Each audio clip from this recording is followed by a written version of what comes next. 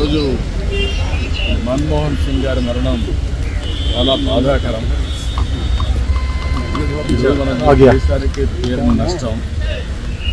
ఒక వ్యక్తి జీవిత కాలంలో అత్యంచలమైన విశ్వాసంతో ముందుకు పోతారో ఆయన ఒక నిదర్శనం. ఆయన ఒక బాగా చదువుకొని కష్టపడి చదువుకున్న తర్వాత లెక్చరర్గా ప్రారంభించి గ్రేడ్ రై తర్వాత ప్రొఫెసర్ అయి అక్కడి నుంచి ఎకనామిక్ అడ్వైజర్గా ఎదిగి డిపార్ట్మెంట్లో ఎకనామిక్ అడ్వైజర్గా చేస్తుంది.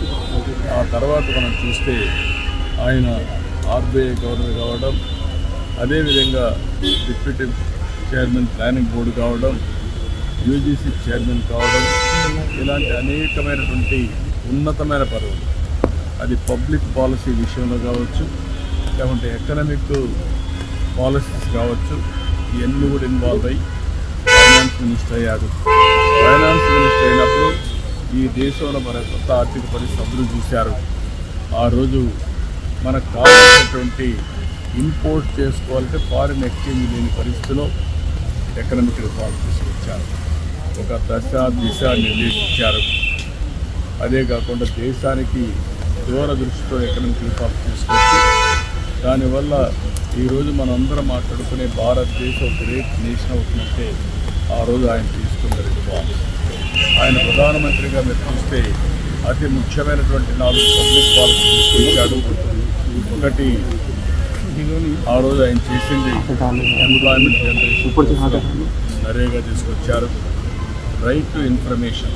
ఈరోజు మనందరం కూడా ఇన్ఫర్మేషన్ ఏది కావాలని తీసుకుంటామంటే ఆ రోజు రైట్ టు ఇన్ఫర్మేషన్ తీసుకొచ్చారు. రైట్ టు ఎడ్యుకేషన్, కంపల్సరీగా చదువుకోవాలి, ఆ విధంగా రైట్ టు ఎడ్యుకేషన్ తీసుకొచ్చారు.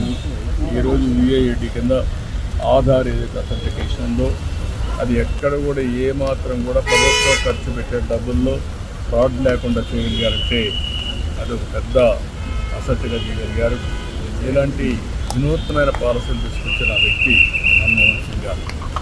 ఎవరికి కూడా ఈ గౌరవం దక్కదు. ఒక అకాడమిషియన్, ఒక పాలిటీషియన్, ఒక ఎకానమిస్ట్, ఒక బ్యూరోక్రాట్, ఈ 4 కూడా సమర్థవంతంగా నిర్వహించిన వ్యక్తి, రాణించిన వ్యక్తి మన్మోహన్ సింగ్ గారు. అలాంటి వ్యక్తి ఈరోజు మన దగ్గర లేకపోవడం చాలా బాధ, దేశానికి తీవ్రమైన నష్టం. కానీ ఆయన ఐడియాలజీ శాశ్వతంగా ఉంటుంది. ఆయన ప్రారంభించిన రిఫార్మ్స్ శాశ్వతంగా ఉంటాయి. ఈ రిఫార్మ్స్ ముందు తీసుకోవాల్సిన బాధ్యత ప్రజల మీద ఉంటుంది.